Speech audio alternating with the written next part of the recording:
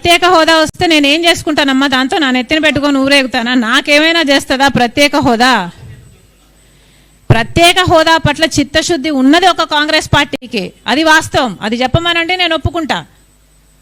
కానీ ప్రత్యేక హోదా అన్నది అసలు ఊపిరే లేకుండా, దానికి ఊసే లేకుండా మీరు ఎందుకు చేస్తున్నారు? మరి మీరు రాజకీయ ఉనికి కోసము, మీరు సర్వైవ్ కావడం కోసము, మీరు బీజేపీ మెప్పు పొందడం కోసము మీరు ప్రత్యేక హోదాని గోయి తీసి పాతిపెట్టి మళ్ళీ మా మీద అంటారా? సిగ్గుండాలి కదా. అలాగే సూపర్ 6 కూడా కనీసం ఇంతమంది ఎంపీలు ఉన్నారే, కనీసం విశాఖపట్నం స్టీల్ అయినా కూడా ఒక్క అష్యూరెన్స్ తెచ్చుకోగలుగుతున్నారా? విశాఖపట్నం స్టీల్ ప్రైవేటైజ్ చేయబోము, విశాఖపట్నం స్టీలుని కాపాడుకోగలము అని ఒక్క అష్యూరెన్స్ అయినా ఈ ఎంపీలు తెచ్చుకోలేకపోతున్నారంటే విభజన హామీలు కొత్తవి తెచ్చుకోవడం కదా దేవుడెరుగు. కనీసం ఉన్న ఆస్తులైనా ఆంధ్ర రాష్ట్రానికి సంబంధించి ఇవైనా కాపాడుకోవాల్సిన బాధ్యత మనకు లేదా? కనీసం విశాఖపట్నం అష్యూరెన్స్ అయినా వీళ్ళందరూ సాధించుకొస్తారేమో అని చూస్తే కనీసం ఒక్కడైనా మాట్లాడుతున్నాడా? ఇంతమంది పార్లమెంటేరియన్స్ ఉండి కూడా విశాఖపట్నం స్టీల్ కావాలి అని పట్టలేరా? ఆంధ్ర రాష్ట్రానికి చెందిన ఎంపీలందరూ లేచి నిలబడి స్తంభించలేరా? విశాఖపట్నం స్టీల్ మీద మాకు అష్యూరెన్స్ కావాలి, పోలవరం 45 మీటర్స్లోనే జరగాలి. ఇవన్నీ ఇంత సింపుల్ అయినప్పుడు వీళ్ళు చేయటం లేదు అంటే వాళ్ళ స్వార్థ రాజకీయాల కోసమే చేయటం లేదు కదా.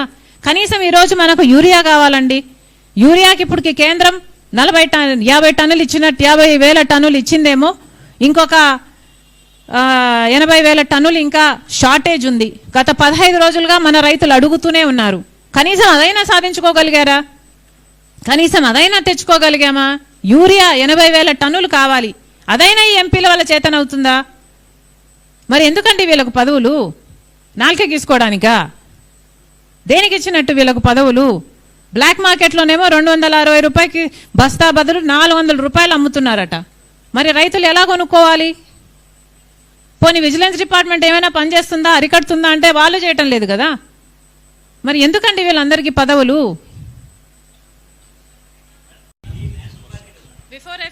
బిఫోర్ ఐ ఫర్గెట్ అమ్మా, సూపర్ సిక్స్కు సంబంధించి చంద్రబాబు గారు మహిళలకు ఉచిత బస్సు అన్నారు.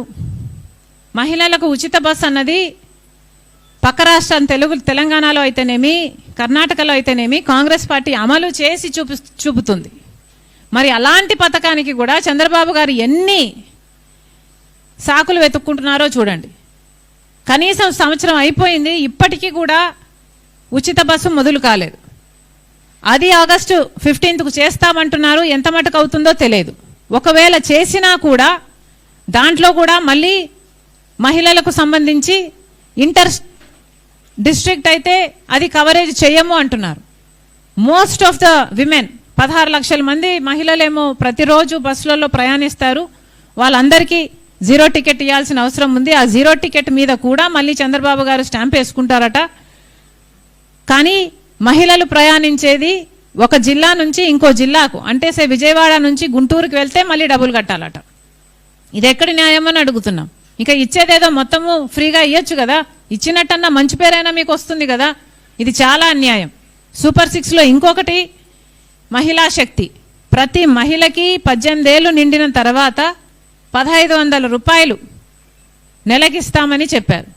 సంవత్సరానికి 18,000 రూపాయలు ప్రతి మహిళకు ఇస్తామని చెప్తే అది చాలా పెద్ద బడ్జెట్టే. కానీ కనీసం ఆ మాత్రం క్యాలిక్యులేషన్ మీరు చేసుకోలేకపోయారా?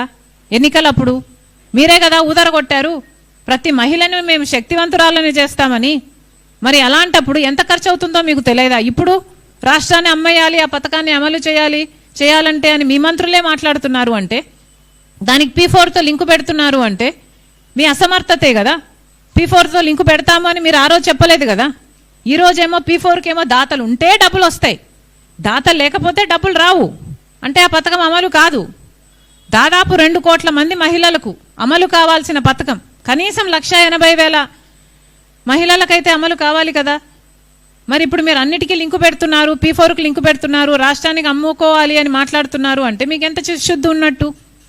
మరి సూపర్ 6 సూపర్ ఫ్లాప్ అయిందనక ఏమనాలి?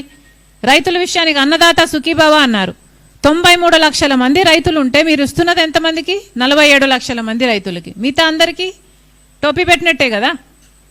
తల్లికి దీవెన, తల్లికి వందనమా? తల్లికి వందనం పథకం ప్రకారం 87 లక్షల మంది విద్యార్థులు ఉంటే మీరు ఇస్తున్నది 67 లక్షల మందికి.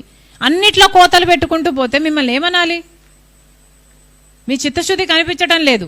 మళ్ళీ చెప్తున్నాం, సూపర్ 6 యథావిధిగా మీరు ఎలా మాటిచ్చారో నిరుద్యోగ భృతి మీరు ఇంతకు ముందు కూడా మాటిచ్చారు. పోయిన ఎలక్షన్లలో 2014లో ముఖ్యమంత్రి అయినప్పుడు కూడా చంద్రబాబు గారు ఇదే మాటిచ్చారు. నిరుద్యోగ భృతి ప్రతి నెల ఇస్తామని చెప్పారు. అప్పుడు ఇవ్వలేదు, ఇప్పుడు ఇచ్చేటట్టు కనిపించటం లేదు. మేము ఉద్యోగాలు ఇస్తాము అంటున్నారు. కనీసం 50 లక్షల మంది బిడ్డలు ఉన్నారు ఉద్యోగాలు లేక. కనీసం మీరు ఉద్యోగాలు ఇచ్చే వాళ్ళకి ఎప్పుడు ఇస్తారో తెలియదు. పోనీ 20 లక్షలు ఇస్తారా? ఎంతమందికి ఇస్తారు? ఇంతవరకన్నా మీరు నిరుద్యోగ భృతి ఇవ్వాలి కదా. అటు ఉద్యోగము రాదు, నిరుద్యోగ భృతి రాదు. మరి మీరు ఇచ్చిన మాటేమో ఏరు దాటేంత వరకే ఓడమల్లన్న, ఏరు దాటిన తర్వాత ఓడమల్లన్న. అదే అంతవరకు పోడిగుండు. అదే మీరు ఎప్పుడెప్పుడు ఇస్తారని 4 ఏళ్ళు ఎదురు చూడాలి, అంతేనా? ఎవరైనా ఏమనుకుంటారండి? అధికారం లేకొచ్చిన వెంటనే అన్ని హామీలు నెరవేరుస్తారు అనే కదా రాజశేఖర రెడ్డి గారు ఎలా అమలుపరిచారు? మొదటి సంతకంలోనే అమలు పరిచారు కదా. మరి ఆ క్లాస్ ఎక్కడుంది? అవును, నాకు తెలియదంటనా? చంద్రబాబు గారికి ముందు తెలియదా? వచ్చాక డిస్కవరీ చేశారా? డిస్కవరీ ఛానల్ ఏమైనా పెట్టారా? కాదు కదా, ముందు నుంచి తెలుసు కదా ఎన్ని అప్పులు అయినాయని. 11 లక్షల కోట్ల అప్పులు ఉన్నాయని చంద్రబాబు గారికి తెలియకుండానే ముఖ్యమంత్రి అయ్యారండి. మరి అన్నీ తెలిసే కదా చెప్పారు చంద్రబాబు గారు. ప్రతి నెల మహిళలకి 1500 రూపాయలు ఇస్తామని. చాలా అన్యాయం ఇది, వెరీ అన్ఫేర్. చేస్తారండి వీళ్ళందరూ చచ్చిపోయిన తర్వాత, లేకపోతే ఈ రాష్ట్రం అంతా పేదరికంలో కొట్టుకున్న తర్వాత చేస్తే ఏం లాభము? అధికారం లేకొచ్చిన వెంటనే చేస్తే కదా.